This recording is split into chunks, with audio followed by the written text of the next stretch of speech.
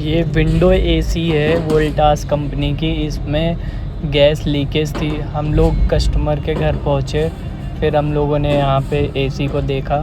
देखने के बाद पता चला कि इसमें लीकेज है। फिर हम लोगों ने प्रेशर डाला, प्रेशर डाल के लीकेज फाइंड आउट किया कहाँ पे लीकेज है।